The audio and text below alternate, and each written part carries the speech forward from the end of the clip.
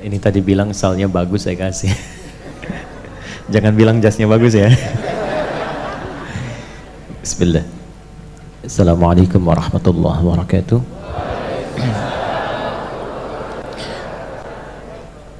Alhamdulillahi rabbil alamin. Wassalatu wassalamu ala rasulillahil karim.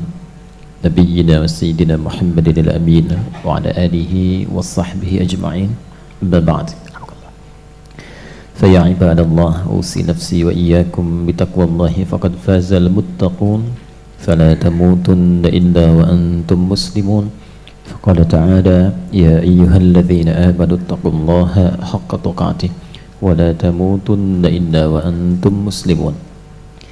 Jemaah sekalian, kita awali jumpa kita hari ini, hari Sabtu 20 Rabiul Akhir 1445 Hijrah, bertepatan dengan 4 November 2023 Masehi, dengan tidak henti-hentinya memanjatkan syukur pada Allah Subhanahu wa taala, kita masih diberikan kesempatan untuk menjalani kehidupan sampai dengan detik ini, sehingga mampu menatap, mendengar, memikirkan, merasakan segala keagungan yang telah Allah tampakkan dalam kehidupan kita sesuai dengan usia yang telah kita dapati sampai detik ini.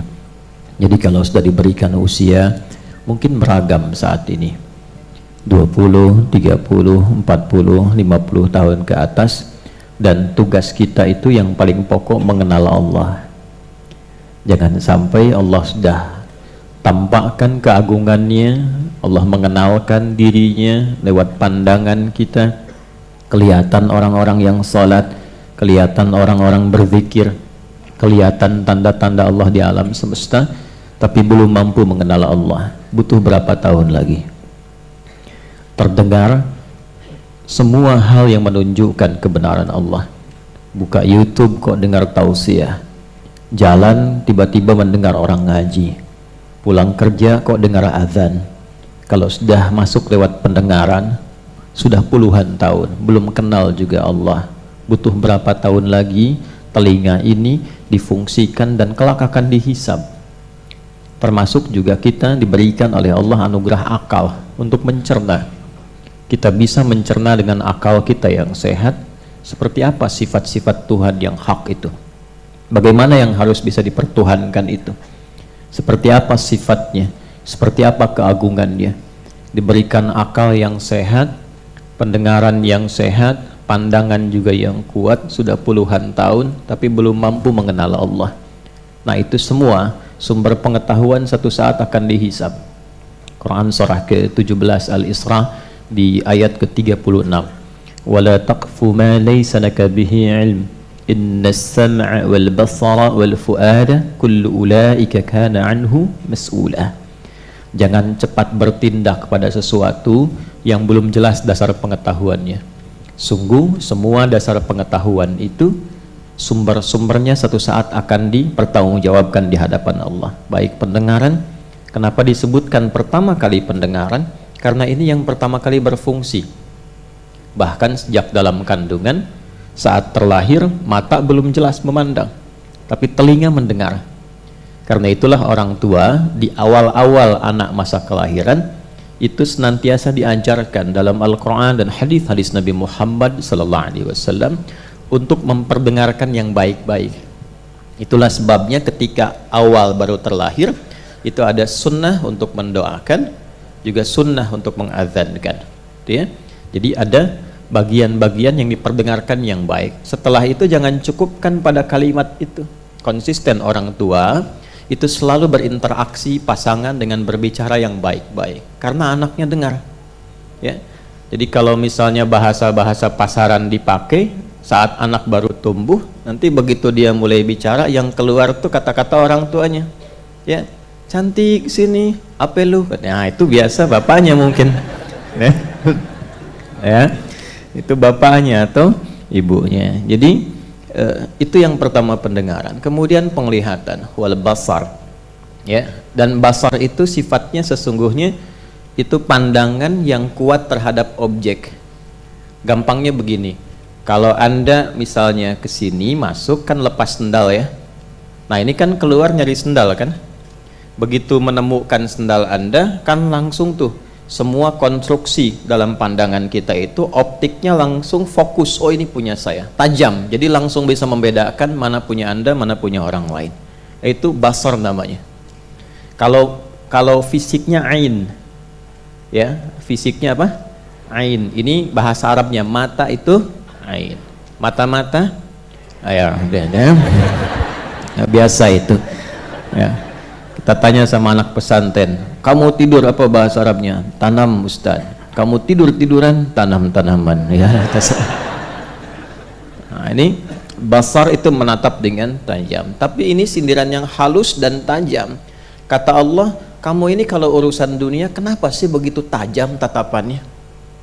Ya, ibu begitu tajam bisa bedakan 100.000 dengan 50.000 cuma dengan warnanya saja. Ya, kenapa ketika diberikan hidayah tidak setajam itu menatapnya? Itu sindiran halus tapi tajam. Itu ada ilmunya di bahasa Arab itu.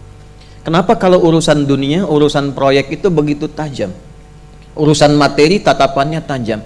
Kenapa untuk akhirat yang abadi itu ketajaman mata itu tidak digunakan, kata Allah? Kepekaan pendengaran itu tidak dipakai. Karena kan telinga itu fisiknya udhun, fungsinya sama'. Ya, sami'a itu mendengar dengan detil. Ya, mendengar dengan detil. Karena itu ketika kita i'tidal dari ruku' kita ucapkan sami Allahu liman. Ya Allah, engkau pasti mendengar dengan sangat detil kepada hambamu ini yang tengah memujimu. Ya, kenapa diawali dengan pujian? Karena kita akan doa dalam sujud diperpanjang. Karena itu rumus dalam berdoa kalau ingin cepat dikabulkan, satu dibuka dengan istighfar, kemudian yang kedua dilengkapi dengan pujian. Ya, kita istighfar dulu, lalu memuji Allah, baru kemudian meminta. Ya, nah kita disindir tuh dengan bahasa yang halus. Inna sam'a, pendengaranmu itu yang begitu tajam dalam urusan dunia, itu nanti akan dikonfirmasi tentang urusan akhiratmu. Termasuk fuad, ya, akal budi yang mencerna sesuatu untuk disimpulkan.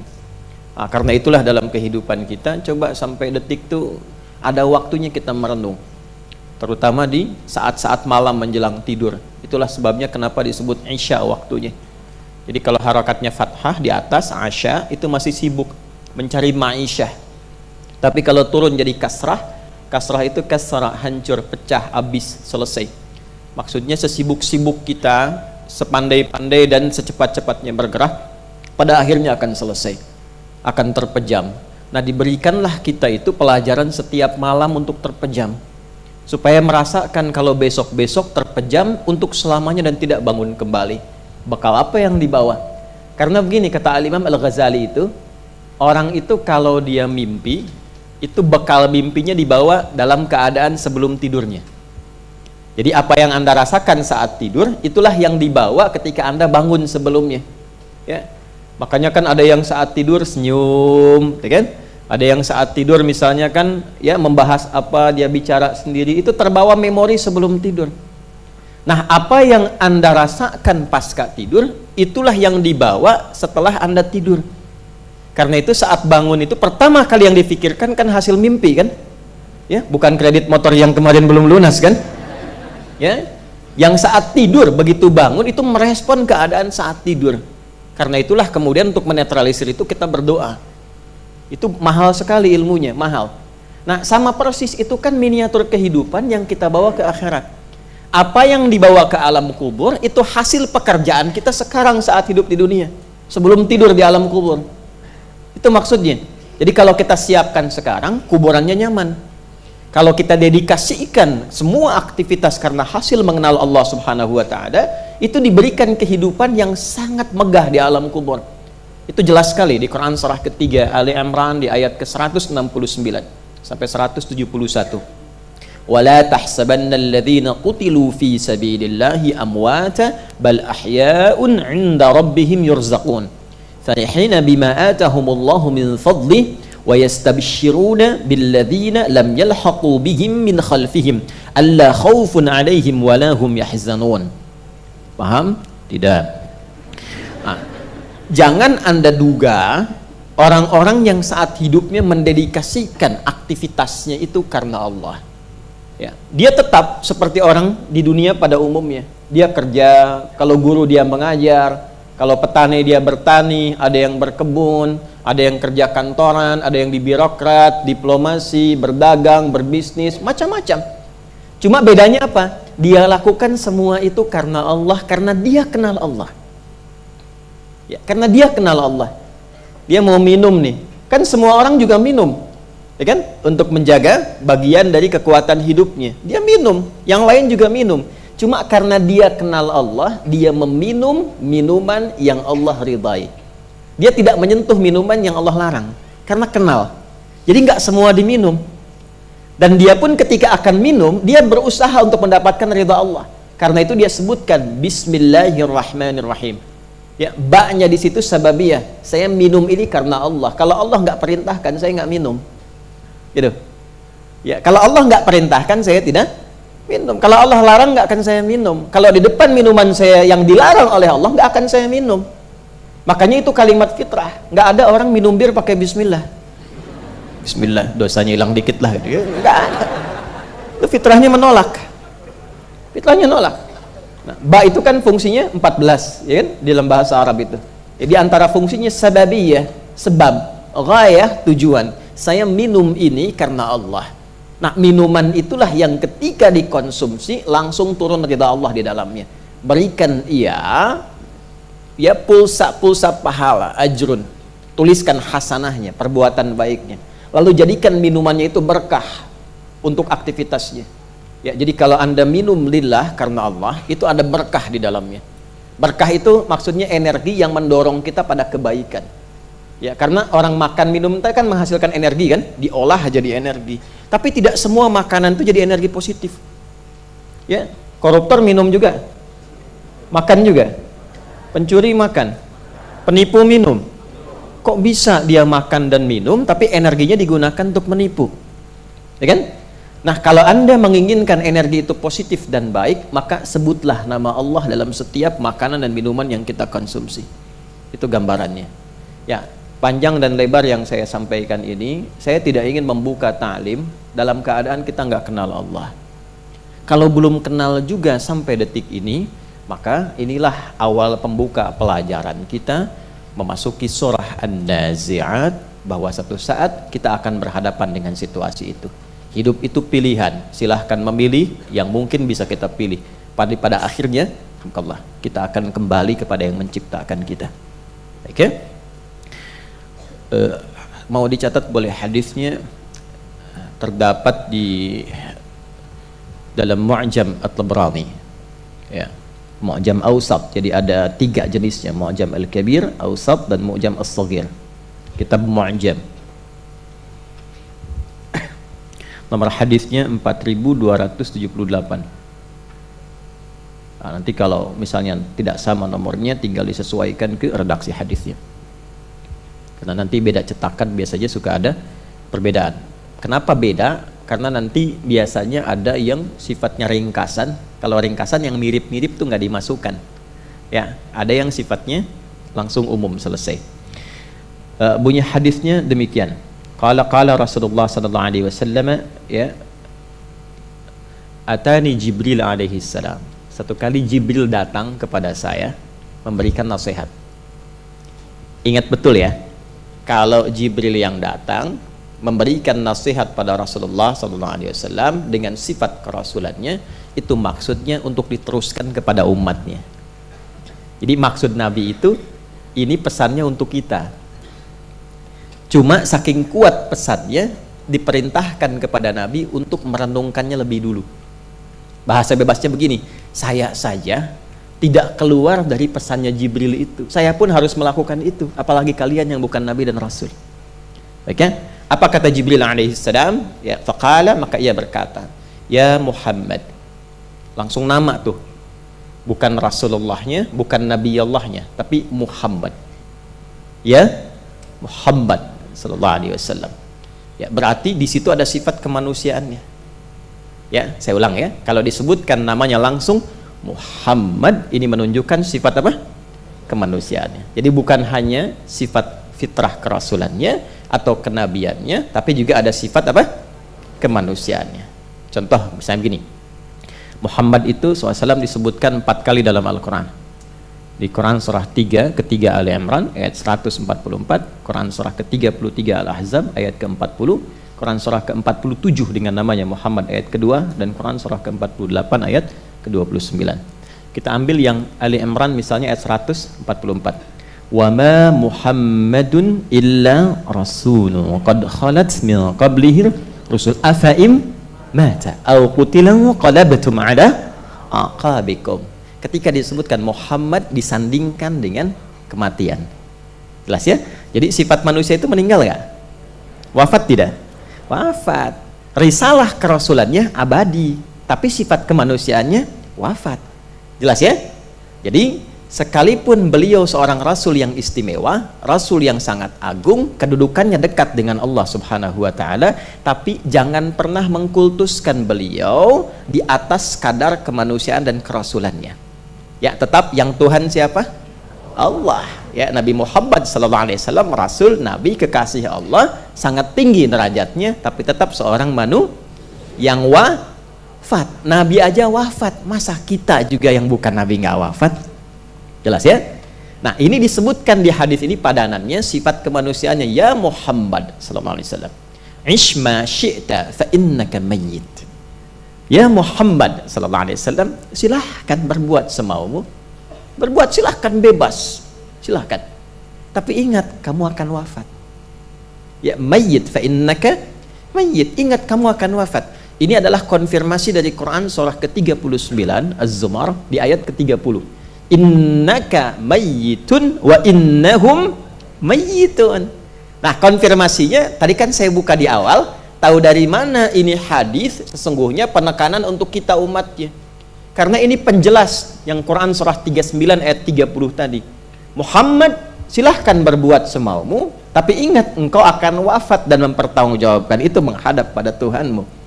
Nah, bahasa bebasnya Muhammad sampaikan juga pada umatmu, silahkan bebas semaunya, silahkan ya, mau berbuat apapun, tapi ingat kamu tuh wafat, kamu wafat gitu. Nah, dalam persiapan itu sebelum wafat, apa yang kamu siapkan saat nanti berjumpa dengan Rabb yang telah menciptakanmu itu? Persiapannya apa? Ya, maaf ya, saya kadang-kadang tadi sekali lagi, urusan dunia itu begitu tajam gitu. Ini teman-teman mahasiswa ini kalau mau ketemu dosen kan siap-siap betul tuh. Dosen kasih tahu besok ujian ya, Anda kan siap-siap tuh, belajar, pinjam fotokopian teman tuh kan, wajahnya tuh kelihatan, ya kan? Nah, terus malam-malam cek bolak lagi depan cermin, cek lagi, tanya lagi, konsultasi, cuman buat ketemu dosen. Antum, saya, Anda, kita nanti ketemu Allah, persiapannya apa? Ini malaikat yang konfirmasi, persiapannya apa? Anda ketemu Allah, saya ketemu Allah. Makanya orang-orang hebat dia menyiapkan. Ya, dia menyiapkan diri. Oh iya, saya sadar saya akan pulang. Nanti saya siap-siap dulu. Nah, karena itu ada orang-orang yang dia sadar kehidupan dunianya itu sementara. Suatu saat dia pulang. Ya, sekarang tingkat tertingginya banyak di Palestina kan. Ya, makanya mereka gembira aja gitu ya, mereka gembira saja. Kenapa? Karena sadar satu saat juga pulang ya kan, tinggal nunggu ajal saja. Hanya pembedanya aja seperti apa wafatnya, apakah dalam keadaan syahid atau bukan, itu saja ya. Anda di sini, mereka di sana, sama-sama statusnya terancam dengan kematian, selesai ya kan. Cuman persiapannya aja apa yang harus dilakukan. Nah, karena itulah jangan sampai terjadi seperti orang-orang di masa lalu. Sejak Nabi di awal mula ditugasi untuk berdakwah, mereka bukan hanya menantang maut tapi menyepelekan kematian, bahkan juga menyepelekan hadirnya hari kiamat. Sehingga mereka banyak kemudian melakukan pertemuan-pertemuan darat, kopi darat, ngobrol-ngobrol hanya untuk bercanda tentang hari kiamat yang kelak direspon dengan turunnya surah An-Naba, telah kita selesaikan. Dan tahukah Anda, ternyata ada orang-orang yang berpenyakit dalam dengan turunnya An-Naba yang 40 ayat itu, ternyata bagi sebagian di antara mereka itu belum cukup meyakinkan mereka bahwa mereka akan pulang. Sampai bertanya lagi pada Rasulullah, kalau begitu Muhammad kapan waktunya tiba tuh? Ya, kapan waktunya tiba? Ayyana mursaha, Ya, maka nanti turunlah kemudian respon dari Allah Subhanahu wa taala dengan menurunkan surah An-Nazi'at, surah di urutan ke-79 dalam urutan mushaf Al-Qur'an, berisi 46 ayat. Jadi inilah awal pembukanya untuk mengawali kajian kita. Sekarang mari kita masuk kepada inti kajiannya, esensi surah An-Nazi'at. Paham? Alhamdulillah. Belum, saya ulangi lagi. Yuk kita mulai. Bismillahirrahmanirrahim. Surah An-Nazi'at. Kita berkenalan dulu dengan surah ini supaya merasakan keadaan diri kita menyelam di bagian-bagian surah ini dan mengetahui akarnya mengapa diturunkan. Yuk tambah dulu wawasannya. 1. Surah An-Nazi'at diturunkan oleh Allah Subhanahu wa taala di kota Mekkah Al-Mukarramah sebelum Nabi sallallahu alaihi wasallam hijrah ke Yathrib atau yang kelak dikenal dengan nama Al-Madinah Al-Mudawwarah. Baik, turunnya di mana? Mekah. Jumlahnya 46 ayat. Saya ulangi, jumlahnya 46 ayat. Nama lain dari surah An-Nazi'at punya 2 nama yang lain. Jadi yang kita kenal An-Nazi'at juga punya 2 nama lain. Viral 3 nama ini. 1 An-Nazi'at, kedua As-Sahirah. Ya, yang ayat 14, fa idzahum bis-sahirah. Ya. Yang ketiga ayat At-Tammah, surah At-Tammah. Di ayat ke-34-nya, fa idza ja'atit tammatul kubra. Jadi 3 nama ini viral. 1 An-Nazi'at, 2 As-Sahirah, 3 At-Tammah. Perhatikan sebentar. Ini nanti di antara metode untuk mempercepat hafalan Al-Qur'an. Kenapa saya sebutkan dari nama dulu? Karena pada umumnya begini, kalau kita mengaji tentang tafsir surah Al-Quran, ini beberapa pengajar berhenti pada pengetahuan ini namanya. Tapi kalau kita mengkaji kenapa populer ada beragam nama, ternyata itu pun ada maknanya, ada manfaatnya. Contoh, maaf ya, saya belakangi. Contoh begini, ini 1 An-Nazi'at. Seperti ini. Ini nama pertama. Nama kedua tadi apa? As-Sahirah, kan? Nama kedua As-Sahirah. Haknya besar ya. Nih. Nama ketiga masih ingat? At-Tammah, ya. At-Tammah. Baik ya. Baik. Fokus baik-baik. Nah, sekarang kita mulai dari segmentasi hafalan ayat dulu ya, untuk memudahkan. Perhatikan baik-baik. An-Nazi'at. Kalau Bapak dan Ibu, teman-teman jamaah semua, baik yang di dalam ataupun sekitaran masjid, kita mengaji surah ini, kita dapati surah ini berjumlah berapa ayat tadi? 46 ayat. Baik, 46 ayat. Dimulai dengan ayat pertamanya, Wan-Nazi'ati gharqa. Baik, pembukanya kan dengan An-Nazi'at. Maka surah ini populer diberi nama dengan ayat pertama yang melekat kepadanya. Ini banyak nanti surah-surah Al-Quran diberi nama dengan ayat pertama yang melekat pada surah itu. Contoh misalnya surah ke-20 Toha. Surahnya surah apa? Toha. Surah ke-36 Yasin. Surahnya surah apa? Baik, surah yang pertama Alif Lam Mim. Surahnya surah apa? Al-Baqarah ya. Jelas? Nah, ini surah An-Nazi'at ayat pertama. Lalu as-sahirah pakai H besar. Ingat, as-sahirah, ada as-sahirah pakai H. Ya, kalau H itu sihir artinya. Ya, merubah sesuatu atau waktu menjelang subuh. Ya, sahar. Baik, pakai H kecil, H. Kalau H besar itu artinya satu tapak yang baru. Jadi kalau kita misalnya pindah ke tempat yang baru, di bumi yang baru, menapak sesuatu yang baru, itu namanya sahirah. Jelas? Baik. Ini kalau kita perhatikan di mushaf, ini ayat ke-14 ya. Fa idzahum bisahirah. Ada ya? Baik. Kemudian dikenal juga dengan surah At-Tammah. Ayat 34 kalau saya tidak keliru ya. Silahkan cek. Ayat 34. Jumlahnya 46. Kalau ingin memudahkan hafalan Quran, salah satunya coba bagi bagian dari jumlah ayat itu kepada beberapa segmen, beberapa bagian, sehingga kita punya penanda di situ. Ya, sudah berapa ayat, posisinya di berapa, apakah di tengah atau bagian akhir, serta menjadi tanda yang paling memudahkan kita nanti untuk memulai dan mengakhiri hafalan. Ya, baik, mulai dari An-Nazi'at 1 sampai misalnya ayat ke 13 atau 14 sampai di sini. Ini berarti awal. Lalu sampai ke pertengahan ke sini sampai ayat 34. Nanti tinggal ujungnya 12 ayat terakhir atau 10 ayat terakhir, ya.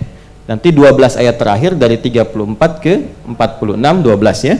12 ayat terakhir berarti setelah ini sampai ujungnya, sampai akhir. Nah, kalau kita kenal nama surahnya dengan 3 ini, sekaligus kita akan mengetahui tentang isi ayatnya. Mudah hafalan itu kalau mau dicek dari atas, tengah atau bagian bawahnya. Dan kita mengerti pada bagian yang kedua yang sangat penting. Apa itu? Tentang kontennya, tentang isi ayatnya. Karena ternyata tidak diberikan nama itu kecuali menunjuk pada pemaknaan seluruh isi suratnya. Karena isi surat ini terbagi pada 3 bagian pokok. 3 bagian pokok. Nah, ini dia. Nanti ada 3 hal pokok di surah An-Nazi'at yang selain merespon usilan dari orang-orang musyrik dan orang-orang kafir di era Nabi Muhammad SAW, sekaligus memberikan juga pedoman kepada umat Islam di setiap generasi. Inilah jalan kehidupan yang akan ditempuh. Ada 3 pokok utama yang harus diketahui, dan di titik itu kita akan berakhir kembali kepada Allah Subhanahu wa Ta'ala. Nah, 3 bagian itu diwakili dengan nama ini. Jadi kalau kita memulai berkenalan dengan surah An-Nazi'at, mengetahui jumlah ayatnya, di mana dia turun itu untuk merefleksikan suasananya seperti apa. Karena fase Mekah dengan fase Madinah itu berbeda. Pengingkaran yang kuat, persekusi, orang-orang iseng, orang-orang usil sampai ke eksekusi itu banyaknya fatrah Mekah, periode Mekah, dan itu menjadi minoritas Islamnya. Sekaligus nanti menjadi bekal fikih minoritas. Kalau tinggal di satu wilayah yang muslimnya minoritas, yang dipakai itu fikihnya fikih Mekah. Jelas ya? Nah, sebaliknya nanti ketika ke Madinah, itu ciri khasnya surah-surahnya ayatnya makin panjang. Ya, makin panjang, dialognya itu lebih berirama. Karena orangnya lebih beragam. Munafik itu nggak ditemukan di Mekah, sedikit mungkin, itu pun hampir nggak ada. Tapi di Madinah itu luar biasa mewabah. Ya, virus nifak itu, orang munafiknya banyak. Kemudian warna sukunya jadi makin beragam lagi. Ya, keragaman agamanya juga makin banyak di situ. Maka responnya adalah surah-surah Madaniyah. Cukup panjang, Al-Baqarah, Ali Imran dan seterusnya. Jelas sampai sini? Baik, jadi ini 3 bagian pokok nama yang melekat pada surah An-Nazi'at. 1, jadikan patokan untuk hafalan. Ya. Papa sudah sampai mana yang pesan Ustadz dihafalkan itu sebulan? Alhamdulillah, sahirah. Mama, Tom. Ya udah, kita lomba, waktunya tinggal sepekan lagi loh. Kalau nggak nanti dites nggak bisa masuk ke dalam. Ya udah, insya Allah 46. Ya, jelas sampai sini? Baik, kalau sudah jelas berlaku hukumnya ya. Ya, bulan depan kalau nggak hafal kita libur kajian. Ya kan?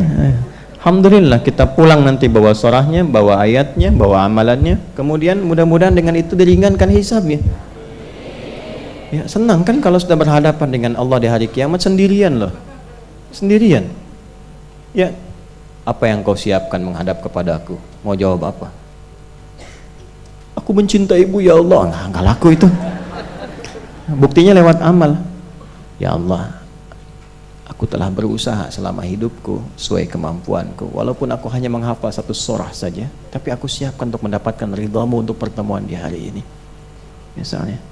Dan Allah Maha tahu, punya catatannya. Ya, dan ini kan nanti ujungnya adalah persiapan pertemuan dengan Allah. Makanya cari di ayat-ayat surah Quran yang membawa kita siap untuk berjumpa dengan Allah di hari kiamat. Baik, kita mulai kemudian kepada detailnya. Bismillahirrahmanirrahim. An-Nazi'at turun di Mekah. Posisinya di ke-79 urutan dari tertibnya mushaf, dan diturunkan oleh Allah Subhanahu wa taala kepada Nabi Muhammad sallallahu alaihi wasallam untuk merespon pertanyaan orang-orang kafir Quraisy dan orang-orang musyrik yang belum puas dengan penjelasan di surah An-Naba. Lalu diberikanlah ibrah dengan surah An-Nazi'at. Bismillahirrahmanirrahim. Boleh kita bacakan barangkali beberapa ayat untuk mengambil keberkahannya. A'udzu billahi minasy syaithanir rajim. Bismillahirrahmanirrahim. Wan nazi'ati gharqa وَالنَّاشِطَاتِ نَشْطًا وَالسَّابِحَاتِ سَبْحًا فَالسَّابِقَاتِ سَبْقًا فَالْمُدَبِّرَاتِ أَمْرًا. Sebentar, itu bukan qalqalah, jadi jangan enggak, jangan dipantulkan, lurus aja. Amra. Ulangi. فَالْمُدَبِّرَاتِ أَمْرًا يَوْمَ تَرْجُفُ الرَّاجِفَةُ تَتْبَعُهَا الرَّادِفَةُ قُلُوبٌ يَوْمَئِذٍ وَاجِفَةٌ أَبْصَارُهَا خَاشِعَةٌ يَقُولُونَ أَإِنَّا لَمَرْدُودُونَ فِي الْحَافِرَةِ أَإِذَا كُنَّا عِظَامًا نَخِرَةً قَالُوا تِلْكَ إِذًا كَرَّةٌ خَاسِرَةٌ فَإِنَّمَا هِيَ زَجْرَةٌ وَاحِدَةٌ فَإِذَا هُمْ بِالسَّاهِرَةِ. Sudah cukup 14 ayat. Ini patokannya ya. Jadi bulan depan ketemu lagi minimal 14 ayat. Baik ya. Berapa? 14 ayat. Pendek-pendek Bu ya, pendek-pendek. Ini kalau diurutkan panjang begini itu barangkali sama dengan Al-Baqarah ayat 286 satu ayat yang la yukallifullah itu kan. Baik. Bismillahirrahmanirrahim. Wan nazi'ati gharqa. Saya terjemahkan dulu dengan cepat ya apa yang kita bahas. Nanti setelah saya terjemahkan mungkin 5 ayat saja. Setelah itu saya berikan gambaran umumnya isi ayat ini, lalu saya turunkan korelasinya dengan sebelumnya, dan kita bawa panduannya kehidupan kita sekarang. Aku bersumpah, kata Allah Subhanahu wa taala, wan nazi'ati gharqa. Aku bersumpah demi malaikat yang aku tugaskan mencabut nyawa sampai ke dalam-dalamnya. Bagian dalam roh, cabut sampai ke akar-akarnya. Nanti kita terangkan. Wan nasyitati nashta. Dan aku bersumpah demi malaikat yang aku tugaskan untuk mencabut nyawa dengan lembut selembut-lembutnya. Wassabihati sabaha. Aku bersumpah dengan para malaikat yang profesional menjalankan tugas mereka dengan cepat dan mudah. Fassabiqati sabqa. Dan aku bersumpah dengan para malaikat yang menjalankan perintahku dengan cepat dan berlomba-lomba untuk menunaikan tugasnya dengan sempurna. Fal mudabbirati amra, aku bersumpah di antara malaikat itu akan yang aku ciptakan untuk mengatur urusan-urusan kalian di dunia. Sudah? Baik, yauma tarjufur wajifah, dan tugas mereka akan berlangsung terus sampai tibalah waktu goncangan yang dahsyat itu terjadi. Di sini saya berhenti. Oke? Sampai nanti di ayat 42 itu mereka bertanya, orang-orang kafir.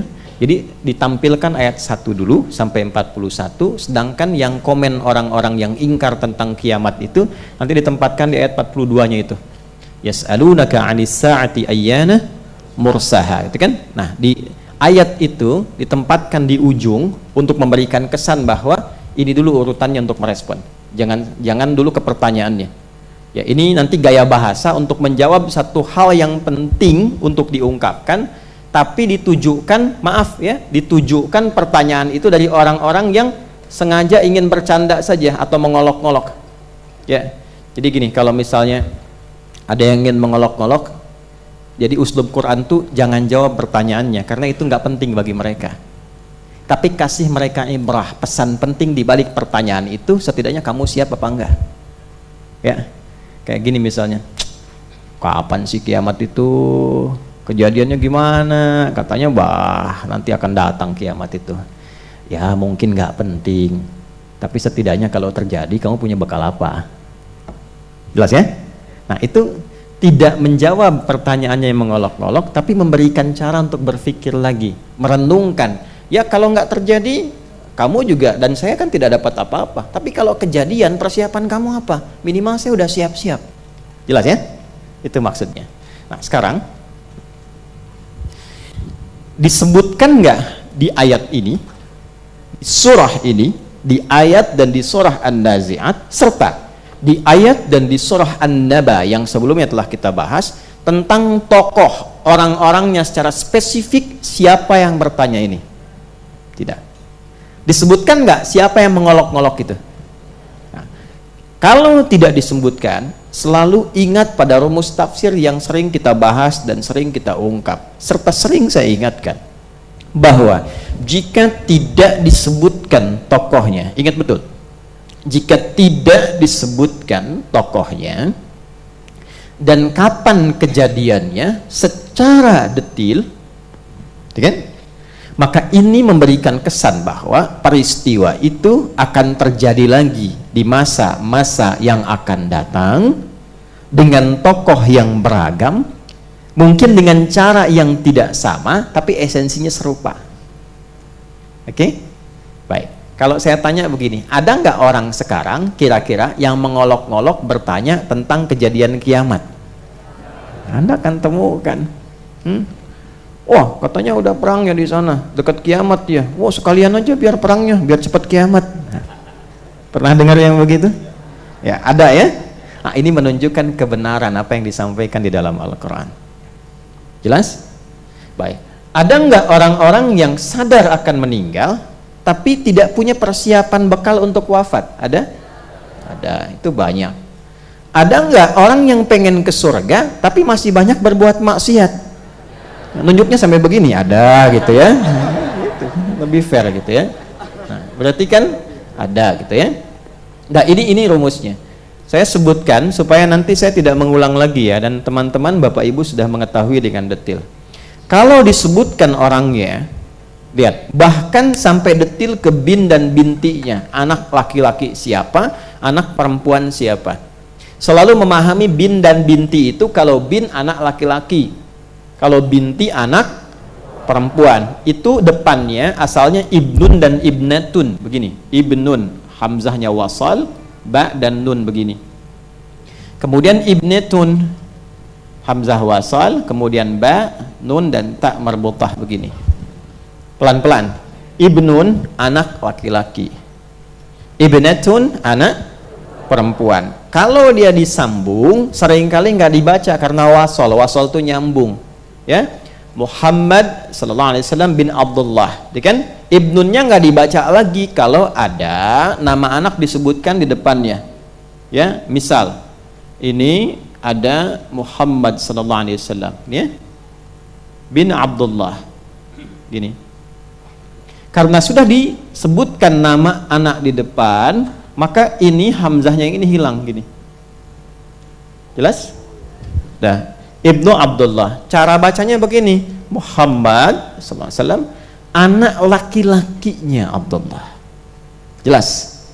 Paham ya? Baik. Kemudian yang ini ibnatun Aisyah radhiyallahu taala anha, Aisyah, ya, ibnatu Abu Bakar, Abu Bakar As-Siddiq. Kalau sudah muncul Aisyahnya, maka hilang ini yang alifnya. Jelas? Baik. Karena ini tadi hilang alifnya di atas ibnun, maka harakat di sini yang di hamzah wasol pindah ke ba, yang ininya sukun, diganti untuk menunjukkan ada huruf yang dihilangkan. Asalnya kan ibnun, ibnun itu kan alifnya begini, hamzah wasol sebetulnya, dan kasrah, ini kan mati ya, sukun kan, maka ini dihilangkan, ini pindah geser ke sini, geser, yang ini geser ke ujung sini, jadi bin. Rumus yang sama, ini geser ibnatun, ini geser ke sini, i sini hilang, geser ke sini, ini geser ke sini.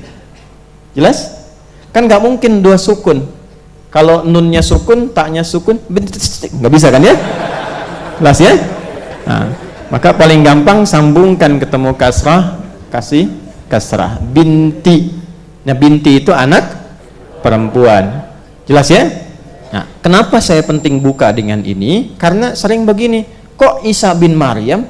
Bin itu kan ke bapak. Nggak kita bedakan. Garis nasab, awas hati-hati, garis nasab untuk waris, kan? Dengan menunjukkan garis keturunan terlahir dia sebagai laki-laki atau perempuan. Isa bin Maryam itu benar. Isa itu anak laki-laki atau perempuan? Laki-laki, makanya bin. Salah kalau bilang Isa binti Maryam. Salah. Isa itu bin, anak laki-laki. Anak laki-lakinya siapa? Maryam. Benar nggak? Jelas. Dah ya. Nah, kalau sudah paham ini, kita kembali ke sini. Isa bin Maryam, disebutkan namanya, disebutkan binnya, disebutkan orang tua, ibunya disebutkan. Baik, sekarang ibunya Maryam, di Quran disebutkan nggak Maryam? Bukan hanya disebutkan, tapi disebutkan bintinya, wa Maryam binata Imran, Maryam anak perempuannya Imran. Kalau disebutkan langsung dengan bin dan bintinya, namanya detil, itu artinya peristiwa yang dialami oleh orang-orang tersebut tidak akan terjadi lagi di masa depan. Hanya orang itu saja. Cepat dan singkat, Maryam anak perempuannya Imran, wa Maryam ibnata Imran, mengandung dan melahirkan atas izin Allah tanpa disentuh laki-laki manapun. Perhatikan redaksinya, walam yamsasni bashar, aku nggak pernah disentuh oleh laki-laki manapun, nggak pernah disentuh, bisa mengandung, bisa melahirkan atas kuasa Allah. Itu hanya terjadi pada Maryam binti Imran. Jadi kalau ada Maryam-Maryam lain di masa depan, ada yang mengandung dan melahirkan tanpa disentuh laki-laki manapun, itu mustahil. Ya, mungkin Maryam binti Asep, Maryam binti Kevin, bisa terjadi. Kalau mengandung melahirkan tanpa bapak, banyak. Tapi tanpa disentuh laki-laki manapun, cuma Maryam binti. Nah, selesai. Sekarang yang terkait dengan An-Nazi'at, itu yang mengolok-ngolok tentang terjadinya kiamat, yang mengolok-ngolok tentang tuntunan dalam mendekati Allah, ya, diminta salat, diminta puasa, diminta untuk berzikir, lantas muncul olok-olok, lantas muncul potongan-potongan ayat, bikin meme-meme misalnya yang tidak jelas, ya, merendahkan dan sebagainya. Maaf, dari dulu pun itu sudah terjadi. Jadi jangan kaget kalau ada muncul yang demikian, karena di masa lalu pun hal itu sudah terjadi dan sudah direspon. Bagaimana cara menyikapinya dengan elegan. Jadi kalau terulang kembali kekinian, peristiwa-peristiwa yang misalnya walaupun sambil bercanda tapi ada unsur merendahkan, mengolok-ngolok, misal dia bertanya tentang kiamat, tentang macam-macam dengan cara yang mengolok-ngolok, jawabannya sederhana, kan? Yang seperti kamu udah banyak, gitu aja, kan? 15 abad yang lalu itu sudah terjadi, gitu kan? Dan sudah direspon. Itu di akhir basi gitu. Ya, selesai. Ya kan? Ya. Kalau nasi basi diapakan? Oh jangan bikin rengginang. Bikin rengginang ya. Jemur dulu gitu kan. Biarin jemur aja statusnya, nggak usah dikomenin, buang-buang energi. Jelas? Nah, setelah itu nikmati aja gitu ya. Nah, cuman kan perlu ilmu itu. Perlu ilmu. Orang dia bertanya sudah dijawab oleh Quran dengan turunnya surah An-Naba, tapi respon yang muncul justru olok-olokan. Wah, kalau benar terjadi kapan waktunya Muhammad? Dijawablah kemudian oleh Allah Subhanahu wa taala dengan turunnya wahyu, tapi dimulai dengan 3 urutan yang sangat penting, 3 pokok itu yang kita uraikan. Dah, jangan pikirkan dulu tentang kiamat. Pikirkan tentang 5 hal ini dulu. Wan nazi'ati gharqa, wan nasyitati. Dah, balik. Kamu hidup, saya hidup, kita hidup. Kira-kira hidupnya selamanya tidak? Dah dijawab kan? Tidak. Kalau tidak selamanya, artinya akan mati buat hewan ya, meninggal, wafat. Ya. Dah. Artinya akan wafat. Selesai. Fokus ini baik-baik. Yang mewafatkan siapa? Bagaimana cara Allah mewafatkan? Baik ya? Nah, dah. Kalau tanya cara Allah, tanyakan Allah turunkan firman. Quran yang harus dikeluarkan, bukan pendapat kita. Kan yang punya kuasa Allah, yang menanamkan roh Allah, yang mencabut siapa? Bagaimana caranya? Maka turunlah Quran surah ke-32 As-Sajdah ayat ke-11. Qul yatawaffakum malakul mautil ladzi wukkila bikum. Nah, diwakilkan. Ya, ditugaskan, wakil itu ditugaskan. Ditugaskan malaikat yang khusus tugasnya mencabut nyawa saja. Ya, disebut dengan malaikat maut. Ya, maut. Mautun gini. Dia sudah pernah saya sampaikan di sini. Maut. Sudah? Nah, maut ini ditugaskan pada satu malaikat, malak. Malaikat itu bentuk jamak. Singlenya, singularnya malak. Ya, satu yang ditugaskan untuk urusan maut saja, nggak ngurus yang lain. Ya, tidak mengurus hujan, tidak mengurus cuaca cerah, rizki, tidak. Kematian saja, sudah. Maut. Datangnya kepada mayit. Quran surah 39 di ayat 30. Di Quran itu tuntas semua. Datangnya kepada mayit. Setiap mayit pasti akan kedatangan malakul maut. Nih. Mayit. Jelas? Jadi setiap maut akan mendatangi mayit. Mayit itu maksudnya yang akan wafat. Semua makhluk yang punya potensi wafat, kan? Itu disebutnya mayit namanya. Ya, kita akan wafat tidak? Nah, berarti saya, Anda, kita masuk dalam kategori apa? Mayit. Pakai tasdid ya. Ingat, mayit. Itu dikonfirmasi di Quran surah 39 ayat ke-30. Innaka mayyitun wa innahum mayyitun. Jelas? Nah, kalau sudah dicabut ini, nanti statusnya berubah jadi mayitun, mayit. Ya.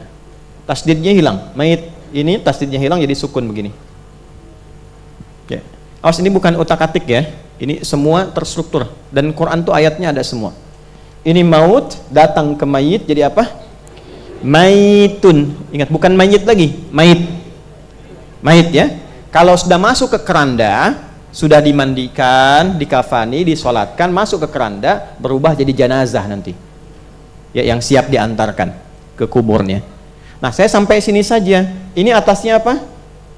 Sukun, karena tasdidnya hilang. Diambil maut, diambil, tinggal sukun. Ya, sukun itu artinya apa? Mati, ya, wafat. Tapi ingat, sukun itu seakar dengan sakinah. Ya, apa artinya sakinah? Usahakan saat wafat nanti dicabut nyawanya, keadaannya tenang. Itu yang dimaksud Quran surah ke-89 ayat 27 sampai 30. Ya ayyatuhan nafsul mutmainnah. Ini yang dimaksudkan. Nafas di situ. Ya, ketika nafasnya dicabut, tenang dia. Nah, nafas itu merasakan maut. Kembali lagi ke Quran surah ke-3 Ali Imran ayat 185.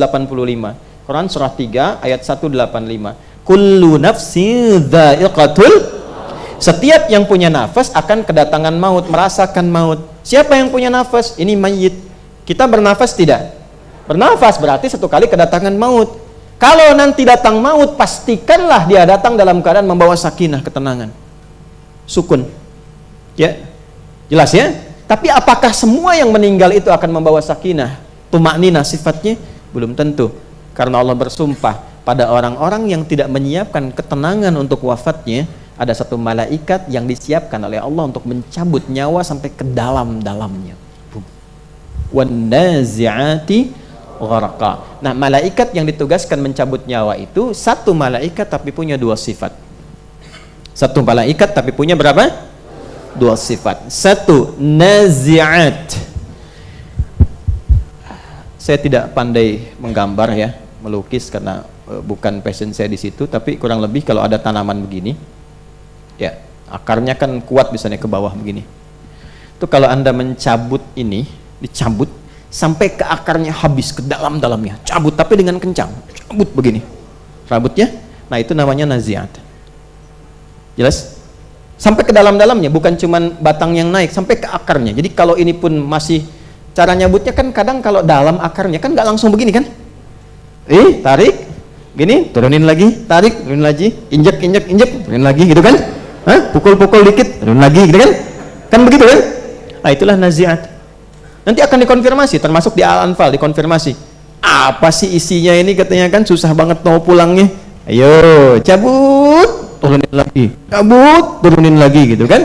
Mudah bagi malaikat mencabut seketika, tapi malaikat ingin memberikan kesan saking ingkarnya engkau kepada Rabbu yang telah memberikan nikmat selama hidupmu. Nih, rasakan nih, nih nikmat Allah nih nikmat Allah nih, tarik lagi. Jelas?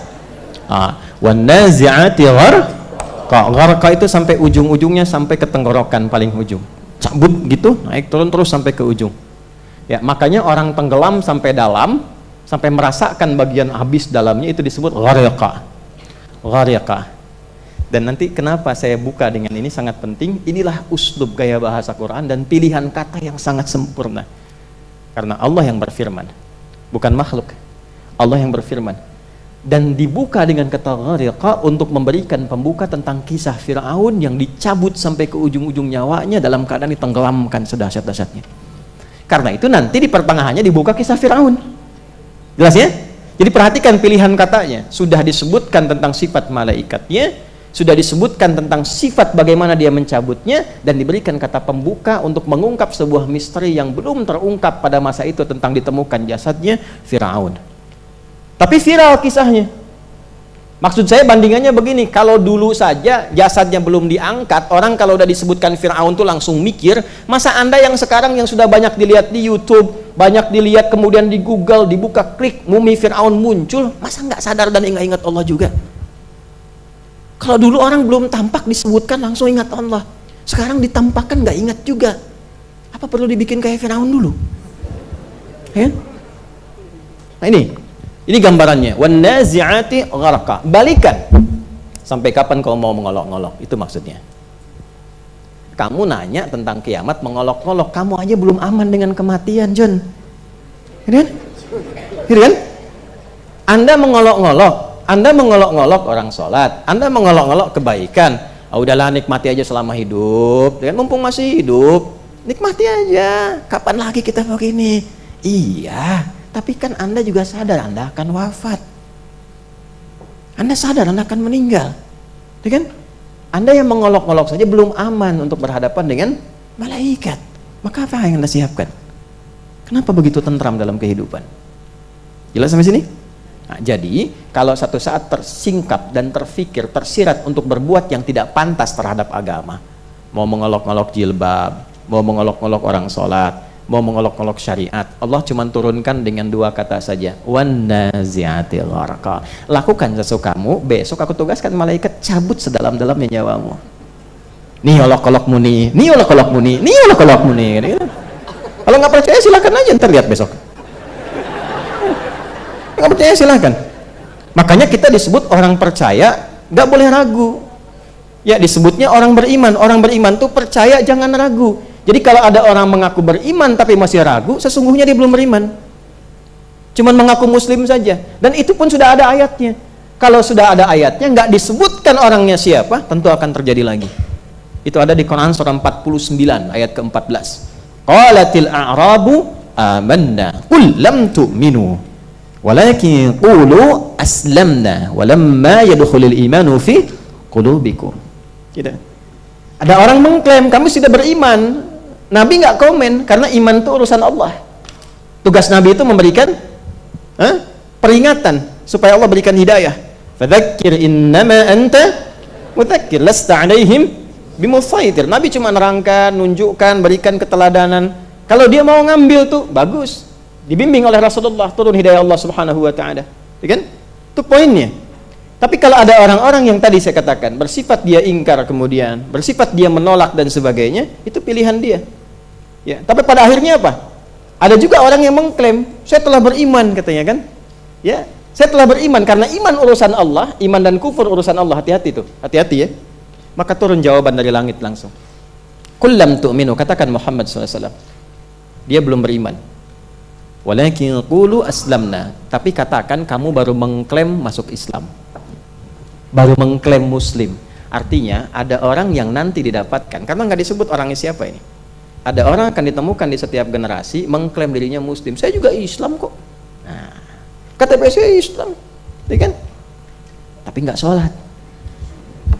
Ya, saya juga muslim loh, saya juga muslim, tapi anehnya kok mengolok-olok agamanya sendiri. Yang dia klaim sebagai Islam itu. Ya, ditemukan yang begitu?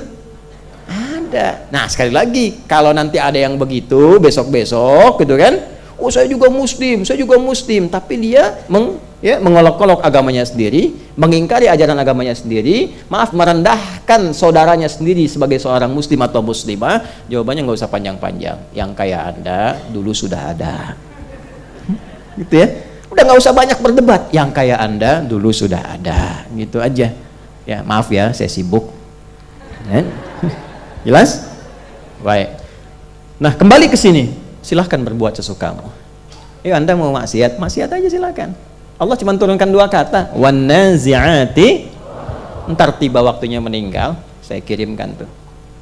Nah, dan ini diturunkan untuk mengungkap satu kisah pada sosok yang merasa tinggi dan hebat.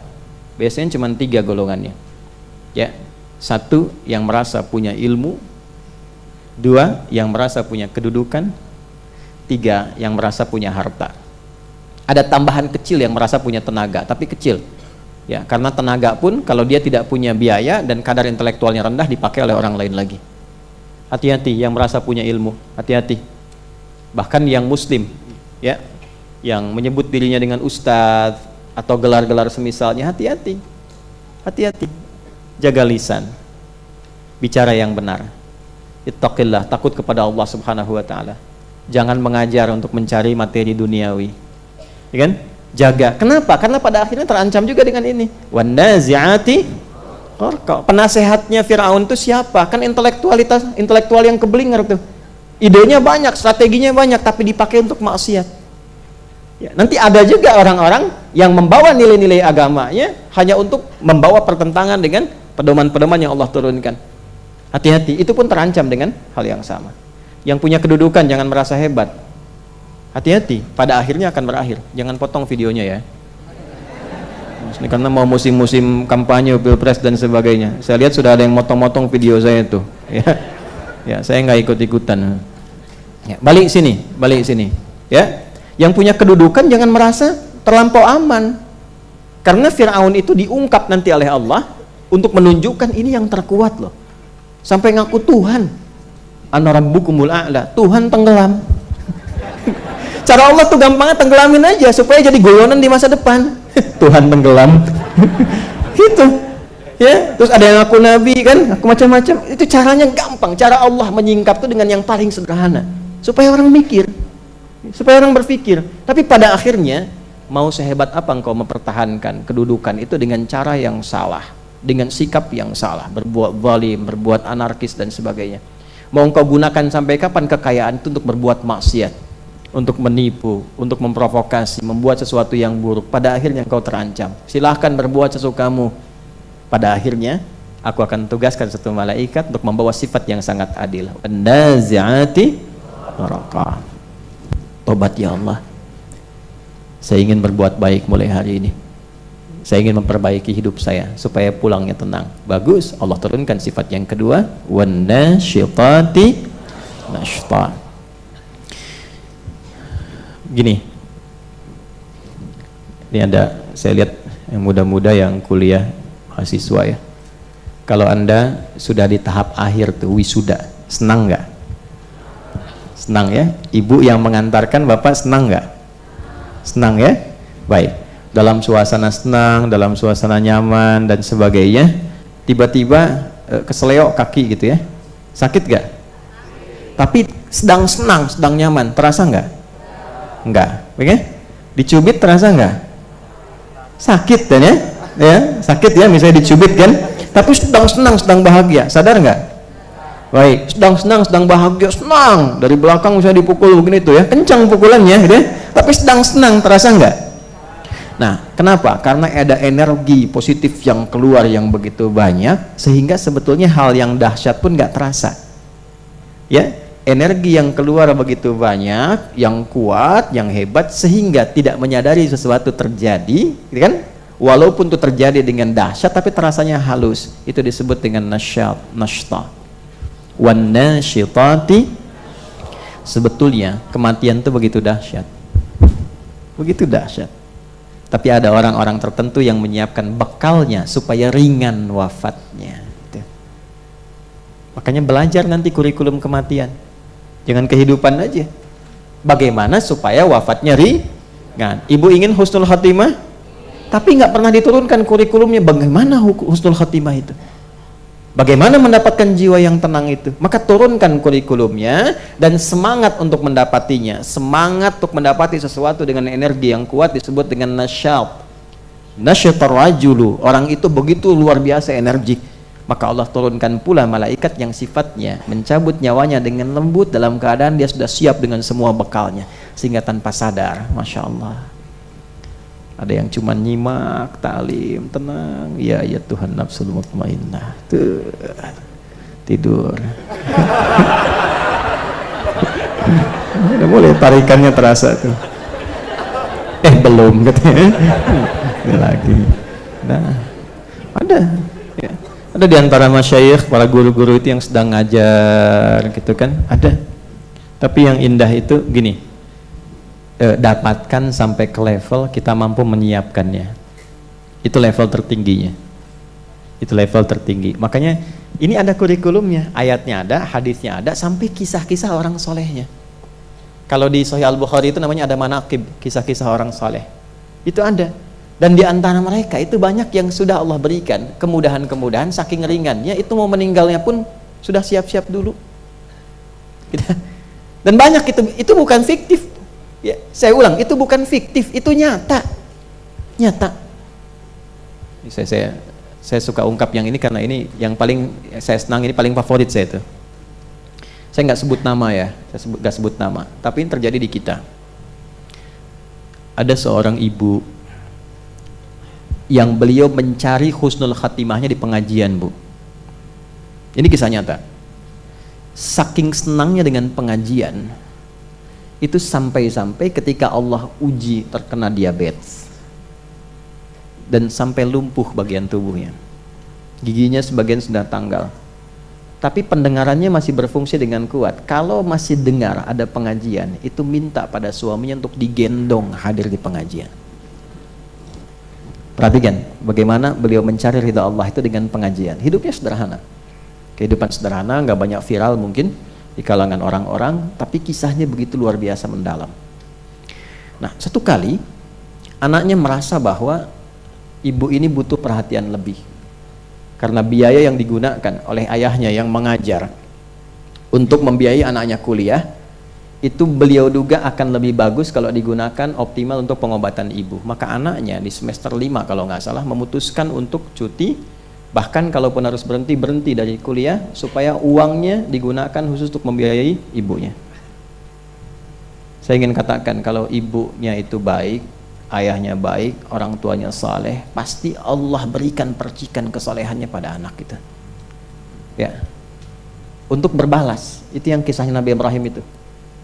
Ya, saya, Anda, kita ini para ayah ya, sesibuk apapun, kalau kita masih bisa memberikan perhatian pada anak, bercanda dengan mereka, gitu ya, dilihat, dikuatkan mereka, itu pasti Allah tanamkan rasa pada anak, minimal untuk membahagiakan ayahnya. Makanya Nabi Ibrahim saat ditugaskan meninggikan bangunan Ka'bah, kan Ismail bawa batu tuh, walaupun masih belum balik. Itu coba, itu kan fikih bukan untuk jadi cerita, bukan, tapi untuk jadi pedoman yang bisa kita lakukan. Maka apa yang terjadi secara singkat saja, anaknya putus kuliah, pulang ke rumah, satu kali si ibu ini yang ingin saya sampaikan. Tiba kemudian dalam satu waktu bangun, yang tadi lumpuh itu tiba-tiba bangun.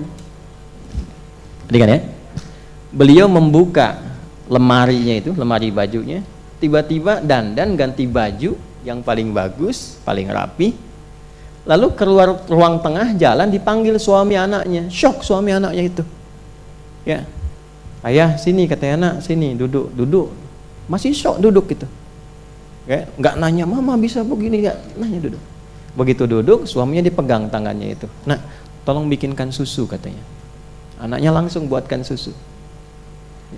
Begitu sudah jadi, diminum oleh ibunya, bacakan Quran oleh anaknya. Begitu dibacakan Al-Quran, ibunya dengar, senyum dengan suaminya, lihat suami masih syok melihat ibunya senyum. Begitu dibacakan terus, tangannya tiba kemudian kaku dan sudah kembali menghadap Allah dengan diberikan minuman susu pada anak yang telah diberikan ASI oleh ibundanya, dan dibacakan Al-Quran pada anak yang telah diajarkan huruf-huruf Quran oleh ibunya. Dan itu nggak dikenal dengan ustadzah, tidak, bukan seorang ustadzah, bukan orang biasa, tapi Allah berikan kenikmatan dalam hidupnya. Itulah orang kaya yang sesungguhnya. Dan pulangnya nggak punya beban, nggak punya tagihan, nggak punya hutang, nggak repot nanti bagaimana mewariskan rumah begini, mobil begini. Sah-sah saja punya rumah besar, karena ada nanti kisah yang lain, mewah, hebat, kendaraannya banyak, tapi ahli surga juga. Buru itu, Anda mau buru dengan apa? Ya, beliau tadi itu kan memburu dengan tenaganya ke majelis ilmu. Anda punya ilmu, buru dengan ilmu. Anda punya harta, siapkan harta untuk mengenal Allah. Anda punya kedudukan, pakai kedudukan itu supaya Allah ridha. Kan pada akhirnya meninggal juga. Ya, setiap orang itu pasti akan wafat, tapi tidak setiap orang diberikan kesempatan mempersiapkan cara wafatnya yang indah. Keluarkan kurikulum cara wafat yang indah. Ikuti itu. Allah kurang apa lagi? Ayatnya diberikan, malaikatnya dikenalkan, cara wafatnya dijelaskan, ayatnya terukur semua, Nabi menjelaskan, lalu perjalanan semua itu dibuktikan oleh kisah orang-orang yang menyiapkannya. Sekarang kisahnya sudah viral, hadir dari masa dulu sampai masa kini. Belum cukup membuat kita kemudian bisa mengenal itu dengan baik sehingga mengikutinya. Pilihannya apa lagi? Kan kematian itu sesuatu yang niscaya terjadi. Ya, saya kalau bahas Palestina selesai kajian kita gitu kan. Tapi kan setiap waktu ditempatkan. Coba deh lihat di potongan-potongan video itu. Anak, mohon maaf ya, tangannya sudah kena nggak ada, diperban gini, bapaknya nangis. Pak, nggak usah nangis, ini kan yang kita cari. Yang kita cari. Kita bangga dengan darah kita di hadapan Allah. Ya, biarkan mereka, ya, kami persembahkan darah kami untuk orang-orang yang belum pernah mengenal darahnya sendiri, katanya. Dia kan bangga. Karena kenal Allah. Kenal Allah. Kita hidup sudah berapa lama, terus diberikan kenikmatan berapa banyak, alhamdulillah, tapi gak kenal pada yang memberikannya. Ya akhi, ya ikhwan, ya masya Allah, berapa lama Allah berikan kita kesempatan hidup, berapa banyak harta yang Allah sudah berikan pada kita. Dikasih sepeda belum pernah dipakai ke masjid, pakai motor belum pernah dibawa ke majelis ta'lim, pakai mobil belum pernah dibawa pada ketaatan yang lebih. Ya, ada orang Allah sudah berikan limpahan harta banyak, haji aja masih belum sanggup, belum kepanggil, udah dipanggil berapa kali, cuman nggak niat aja. Tapi yang paling dahsyat ironinya adalah pengen wafatnya tenang, pengen masuk surga. Itu yang saya bingung tuh selalu tuh. Dan surganya tuh nggak tanggung, pengen Firdaus gitu, dan masih bisa tersenyum ya. Jadi ini yang pertama jadi catatan. Jadi nggak usah berpikir yang berlebihan, mau ngolok-ngolok, mau ngapain, itu pilihan Anda, silahkan. Cuman pertanyaan satu dari Allah, kamu mau ngolok-ngolok, itu sikap kamu. Kamu merendahkan, itu sikap kamu. Cuman saya tanya satu aja, udah siap belum kalau mati nanti katanya? Itu aja. Itu aja. Kamu kan yakin kamu akan meninggal? Maaf ya, saya gunakan kata mati tadi karena di Quran itu ada beberapa diksi untuk menekankan gitu. Mata ya mutu mautan, mati itu asalnya ini untuk menekankan mautnya. Kan kullu nafsin dha'iqatul maut, sifat maut datang itu disebut mata namanya, ya mutu mautan. Gitu. Ini kalau ini datang siap belum? Silahkan aja berbuat sesukamu, ya mal masyita fa innaka mayyit. Gitu kan? Pada akhirnya kembali. Ya, jadi bahasa ini ya singkat diturunkan firman Allah itu sederhana, cuma 2 kata aja. Bebas silahkan. Tapi kamu wafat ya. Itu aja. Nanti ada yang lebih dahsyat lagi. Gimana kalau wafat kamu itu terjadi pada saat kamu mengolok-ngolok? Ya.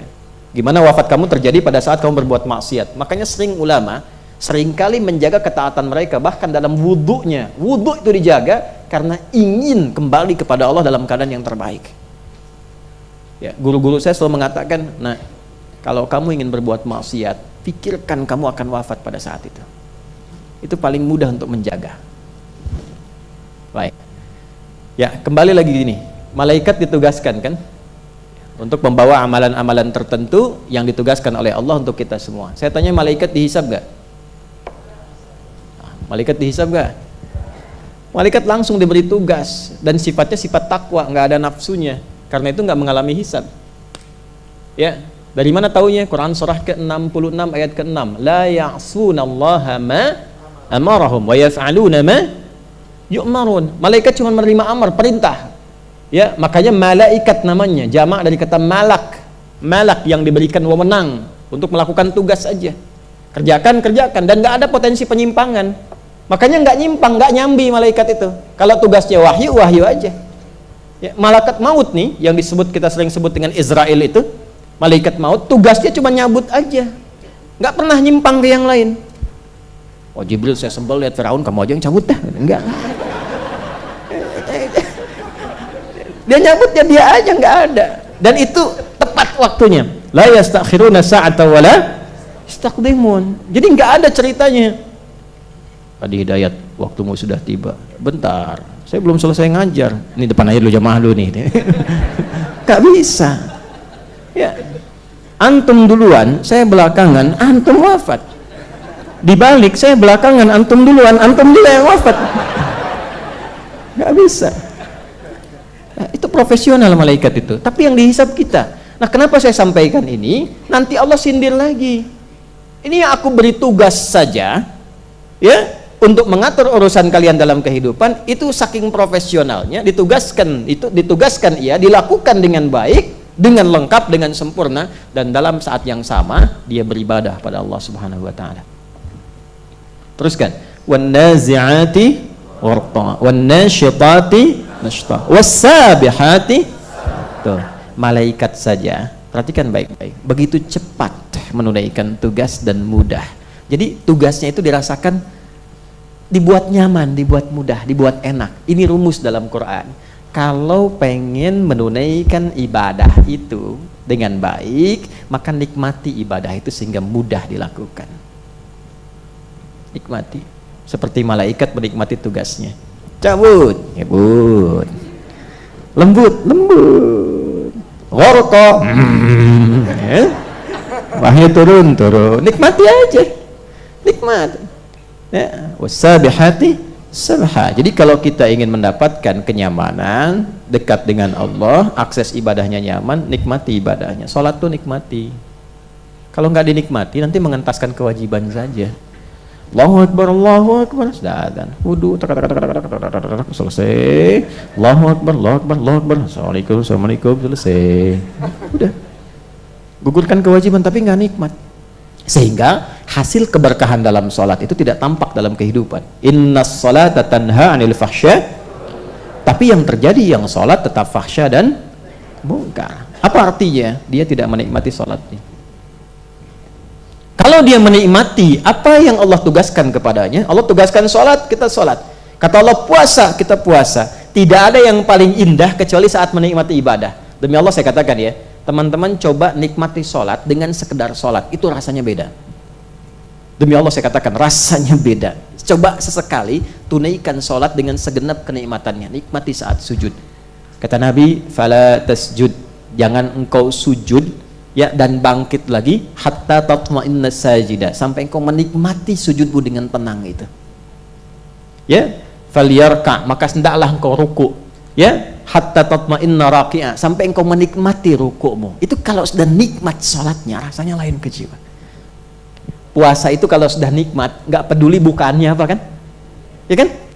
Mau teh manis, teh yang nggak manis, teh setengah manis, mau pakai jus, apapun itu, awal-awal kita masih pesen. Ayah mau apa bukaannya? Ya biasa aja mas. Apa biasa aja tuh apa? Ya supnya ayam, dan minumannya jus alpukat. Ya, buah naga yang dari Hong Kong. Hari pertama, hari kedua turun pertengahan, ketika sudah nikmat nggak peduli mau bukaan apa, nggak peduli. Yang paling dahsyat tuh gini, di meja kumpul semua, tapi yang diminum cuma teh manis sama gorengan, itu ya. Tuh kan, makanan sunnahnya kan kurma, wajibnya gorengan, kan? Saat puasa gitu kan. Tapi kalau sudah dinikmati kan kita bebas aja ya, nggak ada apapun, bisa minum air bening, air putih kan masih susu, ya. Jelas ya sampai sini? Baik, itu gambarannya. Jadi kalau kemudian kita bisa nikmati itu, lama-lama kita itu merasakan kenikmatan dalam ibadah, pengen berlomba terus melakukannya. Makanya orang yang menikmati Ramadan, dia jadi senang puasa sunnah setelah itu. Jadi senang dia. Bahkan yang dahsyat gini, mau akhir Ramadan sudah bertanya, ngitung kapan ya Allah Ramadan lagi. Gitu. Tapi kalau nggak nikmat, baru mau puasa udah dihitung kapan selesai ini. Nah itu sudah ada itu. Dan itu pasti terasa karena sifatnya begitu. Pasti terasa. Makanya kalender kan gitu. Dan hebatnya jadi iklan puasa 10 hari lagi gitu kan. Ada ya 8 hari lagi terus diurutkan. Kan insan beriman kalau nyaman tuh pengen terus. Ketika ingin cepat dilakukan atas perintah Allah, itulah was-sabiqati sabqa. Nah, orang yang mengejar itu disebut sabiqun. Semua yang baiknya disebut dengan khair, jamaknya khairat, maka dikenal dengan sabiquna fil khairat. Turunlah Quran surah kedua Al-Baqarah ayat 148. Itu buat kita, yang ini sifat malaikat, yang ini buat kita meneladaninya. Quran surah 2 ayat 148. Walikulli wijhatun huwa muwalliha fastabiqul khairat. Tuh. Kata Allah, jangan kalah sama malaikat. Kita ini dihisab, amal kita tuh bukan cuma dilihat, dihisab. Malaikat saja yang nggak kena hisab cari perhatian Allah dengan beramal. Dan amalnya itu nggak bisa beragam. Malaikat tuh gini, kalau diciptakan untuk bertasbih, tasbih aja nggak bisa tahmid dia. Iya. Subhanallah, subhanallah, subhanallah, subhanallah, subhanallah, alhamdulillah, nggak bisa. Subhanallah, subhanallah, subhanallah. Itu aja. Yang tahmid, tahmid aja, takbir, takbir aja. Malaikat begitu. Itu aja. Jadi monoton di satu titik. Ya, satu titik. Kita bisa beragam. Maka kita harusnya merasa bangga saat bisa pulang kepada Allah karena bisa bertasbih, bertahmid, bertakbir, sholat, adzan bisa, imam bisa, makmum bisa, ya kan? Betapa indah antum masuk masjid, buka sendiri, sholat sendiri, adzan sendiri, qomat sendiri, ya? Bisa semuanya. Apa-apa jadi imam sendiri, makmum kan malaikat, ya kan? Nggak ada ruginya Pak. Kalau belum ada yang jamaah, nggak ada ruginya antum sholat. Kalau lama-lama dari alhamdulillah dari masjid, makmumnya malaikat semua tadi. Kok bisa? Habis saya tungguin bapak nggak ada tadi. Alhamdulillah. Jelas ya? Nah, jadi was-sabiqati sabqa. Tapi catat kalimat ini. Walikulli wijha. Setiap orang tuh punya orientasi amal. Jadi jangan paksa semua orang untuk mengikuti amalan yang sama. Jangan paksa. Mungkin ada gini, bahasa bebasnya gini, cari amalan yang kita andalkan untuk pulang. Mana yang paling dinikmati? Ada yang menikmati puasa, silahkan. Mungkin belum konsisten tahajud. Puasa aja, itu aja yang terus sampai kita merasakan kenikmatan puasa. Ya, ada yang tahajud, coba, tapi mulai dengan yang sederhana dulu, jangan langsung yang tinggi 11, 23, jangan. 2 dulu, witir 1. Puasa pun Senin dulu, Kamis jangan dulu, sampai merasakan kenikmatan Senin dan ingin nambah, baru tambah Kamis. Kalau dipaksa terlampau banyak, Senin iya, Kamis iya, Ayyamul Bid iya, lama-lama nanti setan masuknya cepat, capek. Kalau sudah diberikan virus capek, semua nggak dikerjakan, nggak ada Senin, nggak ada Kamis. Ya. Kok nggak puasa lagi, kan cuman sunnah. Betul kan? Pelan-pelan sampai merasakan kenikmatannya, baru puasa Daud. Senin puasa, Selasa tidak. Rabu puasa, Selasa tidak. Nikmati puasa. Cuman tetap sholatnya, tetap sholat yang diajarkan Nabi. Tidak ada sholat Daud. Subuh sholat duhur tidak. Asar sholat maghrib, nah itu tidak ada. Jelas? Jadi sampai sini, kalau sudah semua selesai, baru ditutup. Fal mudabbirati amra, dan semua malaikat yang menunaikan tugas profesional dan saat yang bersamaan masih mengoptimalkan ibadahnya kepada Allah. Malaikat ibadah dalam saat yang bersamaan, dan begitu dinikmati ibadah mereka, begitu ringan pekerjaan mereka. Dalam saat yang bersamaan, hei manusia, mereka pun aku tugaskan untuk memberikan kemudahan dalam urusanmu. Mengatur urusan itu memudahkan. Fal mudabbirati amra. Yang minta hujan, Allah tugaskan malaikat turunkan hujan. Makanya diturunkan babnya, ada istisqa namanya. Ya, kemarau-kemarau ini nggak usah nyewa jasa dukun. Kita punya babnya. Kita punya babnya. Dukun juga nyewa jasa jin. Iya kan? Tak. Nyewa jasa jin. Jin juga untung-untungan. Dia nyuri-nyuri nih, malaikat kapan turunin nih, malaikat kapan turunin gitu. Semuanya bohong, kita dikasih shortcut jalan pintas langsung, ya kan? Kenapa ketika diberikan jalan pintas nggak diikutin? Ah, ini yang aneh-aneh malah disewa kan? Ah, itu pasti konslet tuh. Potong videonya tuh.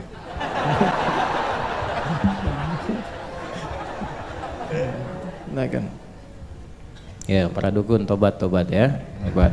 Oh, saya Anda sama meninggal tuh. Ya, tobat karena sayang. Saya boleh potong itu ya.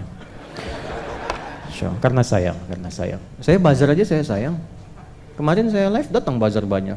Saya sapa, selamat datang para bazar. Ya. Alhamdulillah Allah tugaskan Anda melalui channel saya, bukan pada yang lain. Kalau sudah Anda masuk ke channel saya dan saya sudah berikan jalan, belum juga merubah Anda, dengan cara apa lagi saya mesti memberikan perhatian pada Anda? Akhirnya berkurang tuh. Jadi pindah. Yang hebat tuh dari yang tadinya gambarnya macam-macam, emoji jadi semangka tuh. Gitu. Insya Allah. Karena bahas tentang Palestina kemarin. Itu gambarannya. Silahkan sesibuk apapun. Amra fal mudabbirati amra. Anda yang bekerja, yang belajar, yang mengajar, yang bertani, silahkan sesibuk-sibuknya. Tapi jadikan kesibukan itu sebagai ibadah. Itu maksudnya. Seperti malaikat mencontohkannya. Dan pada akhirnya kita bertemu dengan malaikat yang ditugaskan oleh Allah untuk menjadi jembatan kita berpisah dengan dunia ini. Ya, apapun kesibukan kita pada saatnya akan ditinggalkan. Pada akhirnya tiba puncaknya. Kalau bukan kita meninggalkan dunia ini, dunialah yang meninggalkan kita dan berakhir semua masanya. Yauma tarjufur rajifah tatba'uha radifah. Nih, lihat sini. Ini kita ada waktu sebentar lagi. Ini apa? Mas bunga ya. Anggap ini bangunan. Jelas? Yauma tarjufur rajifah. Biasanya kalau satu kata disebutkan iza zulzilatil cukup.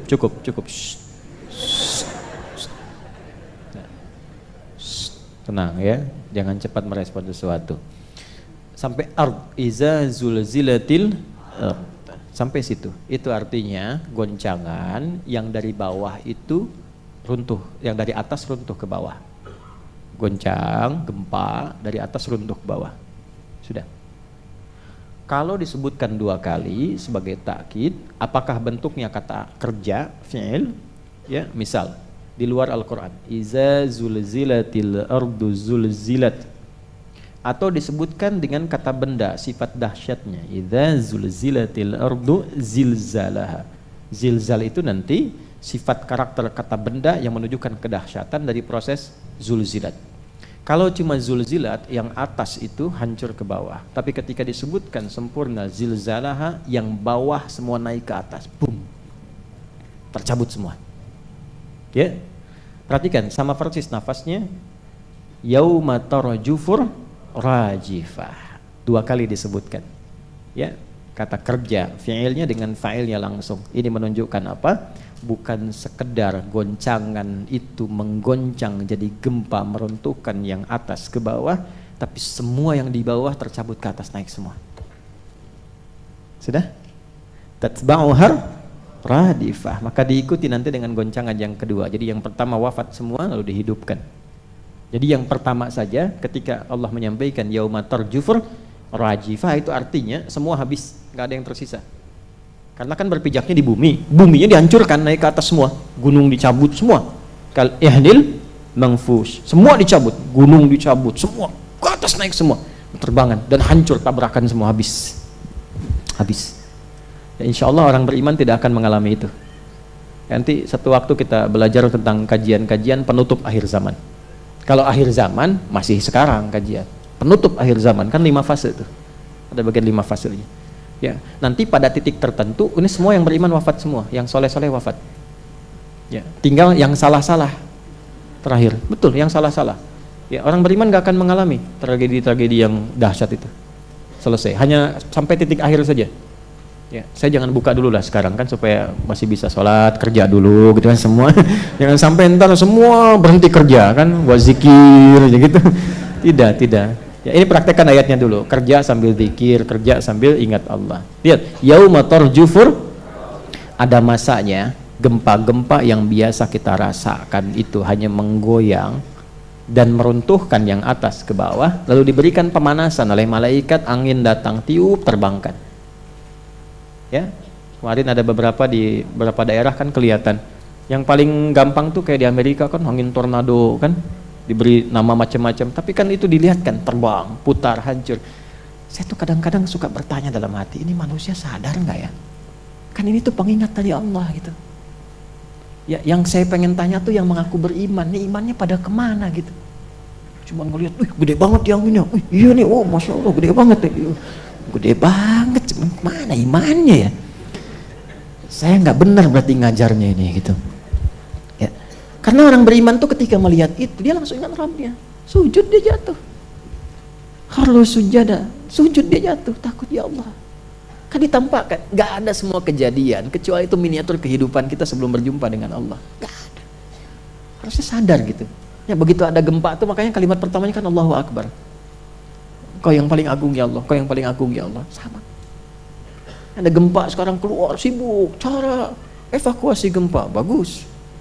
Ini meeting poinnya, lakukan begini, lindungi oleh diri Anda, masuk ke dalam meja dan sebagainya.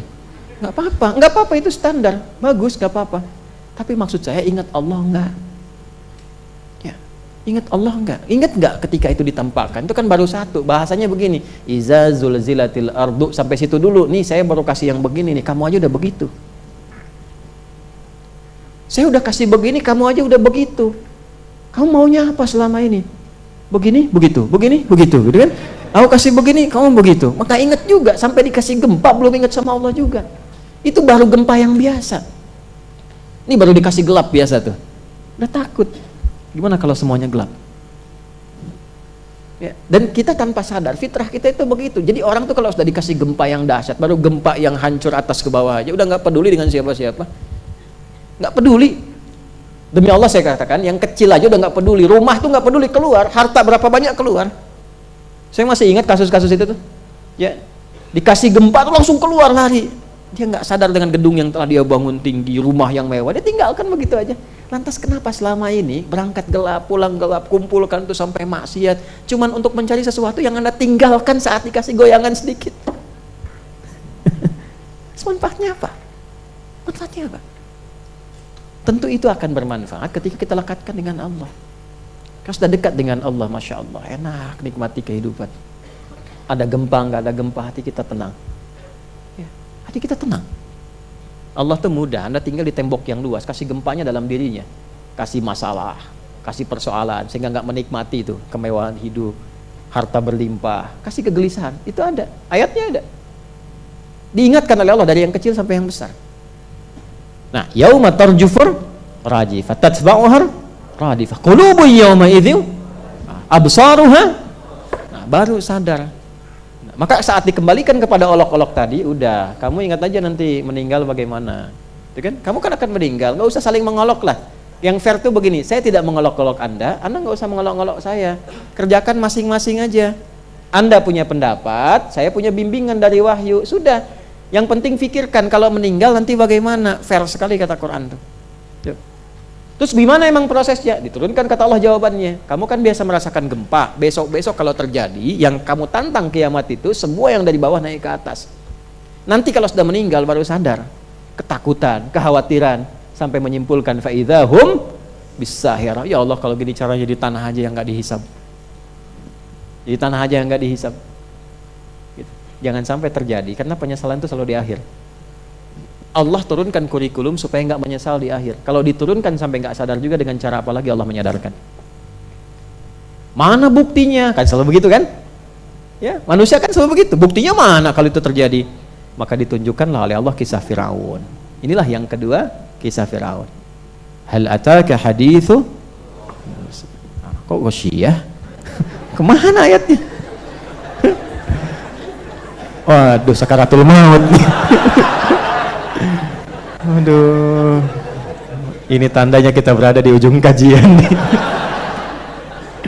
Ya Allah, An-Nazi'at pindah ke Al-Ghasyiyah.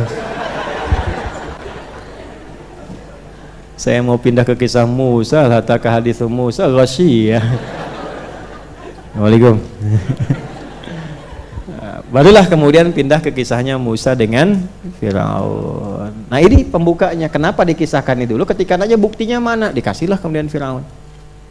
Terus sampai ke ujungnya jadi pilihan. Kalau sudah diberikan role model ini seperti apa jalannya. Nah seperti apa gambaran kisah Firaun ini? Dan saya akan mengungkap sesuatu yang lebih dahsyat dari yang biasa dikaji. Apa itu?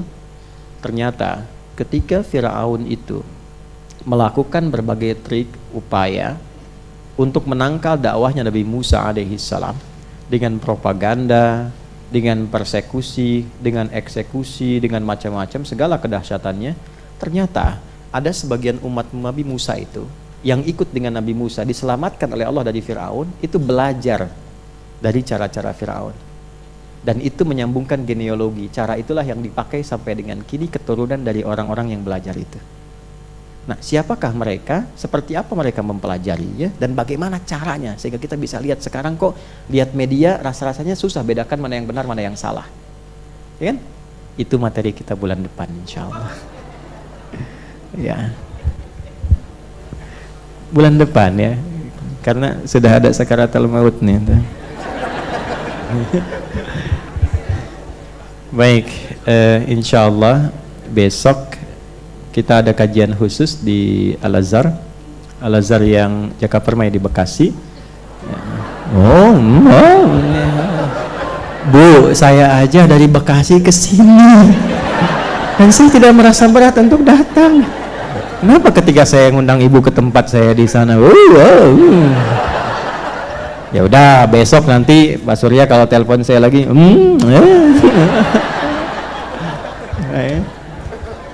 itu ya. Besok ba'da subuh insyaallah. Bahasannya biasanya kan adabul alim wal muta'allim.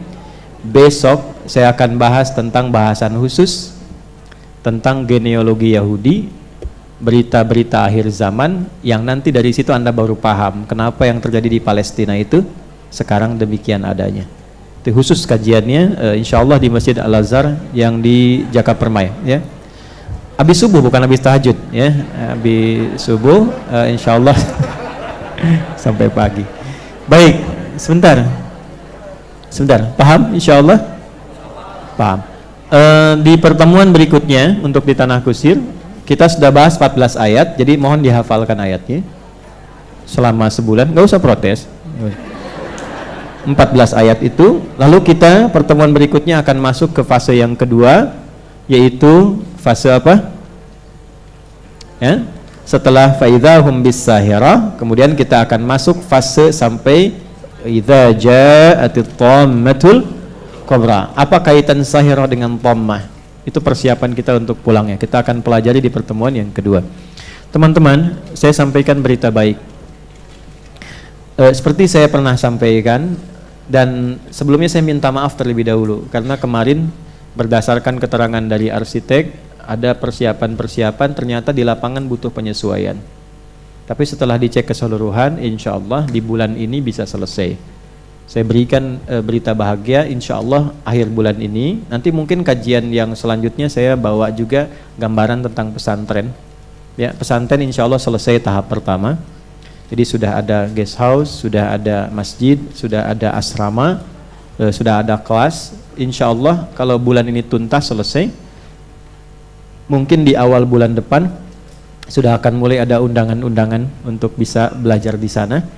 Karena saya menginginkan jamaah dulu yang menikmati hasil wakafnya sebelum dikelola untuk pesantren. Insya Allah semua difasilitaskan dengan cukup baik dan yang terbaik, dan semua insya Allah dari tanah sampai bangunan jadi wakaf semua. Saya juga kemarin sudah minta kepala BPN di Bekasi untuk mewakafkan gedung Kiai semua, aset semua, jadi supaya pulang saya pun meninggalnya enak dan tidak ada rebutan dengan aset. Semua kita kirimkan murid belajar keluar. Masih dibuka kesempatan sampai pertengahan bulan ini ya, untuk ke Timur Tengah, kalau mau daftar boleh.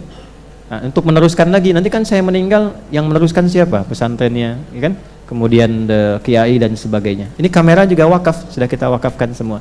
Saya cuma numpang aja untuk mengisi sementara waktu. Itu yang pertama. Yang kedua, tunggu aja waktunya. Mungkin sekitar tanggal 18-an. Kita juga ada acara besar. Mudah-mudahan nanti bisa teman-teman terhubung di situ. Dan saya kabarkan setelah fix semua. Ya, kalau belum fix tidak kita informasikan. Demikian yang bisa disampaikan. Semoga Allah ridhai kita, memberikan kesehatan dan manfaat untuk kita semua. Allahumma taqabbal minna innaka antas sami'un alim. وتب علينا إنك أنت التواب الرحيم اللهم ربنا لا تدع لنا في مقامنا هذا وفي كل مقام ذنبا إلا غفرته. Ya Allah, jika ada pendosa hadir di majlis ilmu ini, maka mohon jangan biarkan ia pulang sebelum Engkau gugurkan seluruh dosa-dosanya. Wala hamman illa farajtah, jika ada di antara kami yang datang membawa kegelisahan, jangan biarkan ia pulang kecuali Engkau telah tenangkan keadaan hatinya ya Allah. Wala dainan illa qadaitah, jika ada di antara kami yang Engkau uji dengan kesulitan finansial, terjebak utang piutang, maka mohon dengan ikhlasnya ia datang hari ini untuk belajar. Ya Allah, limpahkan rezeki kepadanya untuk melunasi hutang-hutangnya. Allahumma wala asiran illa yassartah, ya Allah Engkau Maha mengetahui satu di antara kami mungkin sedang mengalami kesulitan dalam kehidupannya, maka dengan keikhlasannya ia belajar. Ya Allah, ringankan dan hilangkan seluruh kesulitannya. Wala maridan illa syafaitah, dan bila ada di antara kami atau keluarga kami yang diuji dengan penyakit, maka mohon angkat dan sembuhkan penyakitnya. Allahumma ya Allah, inna nas'aluka khasatan li ikhwatina fi Filistin. Allahumma ansurhum ya arhamar rahim. Zid quwwatal mujahidina fi Filistin. Wasbil ahlahum waj'al mautahum syuhada wa ahyahum mujahidina fi sabilika ya rabbal alamin. Ya Allah, hari ini kami hanya mampu untuk berdoa dan memohon kepadamu. Mohon ya Allah anugerahkan pertolongan yang terbaik kepada saudara-saudari kami di Palestina. Ya Allah, berikan kekuatan lebih kepada para pejuang di Palestina. Jadikan ya Allah, jadikan hamba-hambamu yang wafat menjadi syuhada, hamba-hambamu yang hidup ya Allah sebagai mujahid di jalanmu ya Rabbal Alamin.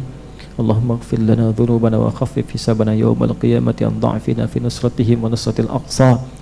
Ya Allah, ringankan hisab kami di hari kiamat. Ampuni dosa kami ya Allah, yang belum mampu berbuat apa-apa yang terbaik untuk membebaskan Masjid Al-Aqsa. Ya Allah, jadikan bagian dari doa kami, ibadah kami kepadamu ya Rabbal Alamin. Permohonan terbaik kami untuk kami panjatkan ya Arhamar Rahimin. Allahumma rabbana atina fid dunya hasanah wa fil akhirati hasanah wa qina adzabannar. Ya Allah, anugerahkan kebaikan di dunia ini yang mampu kami capai, dan kemuliaan di akhirat yang mampu kami dapatkan. Dan kami mohon jaga diri kami ya Allah selama hidup agar tidak terjebak pada segala yang tidak Engkau sukai dan terancam dengan neraka-Mu. بفضلك سبحان ربك رب العزة عما يصفون وسلام على المرسلين وآخر دعوانا سبحانك اللهم ربنا وبحمدك نشهد أن لا إله إلا أنت نستغفرك ونتوب إليك الحمد لله رب العالمين. السلام عليكم ورحمة الله وبركاته.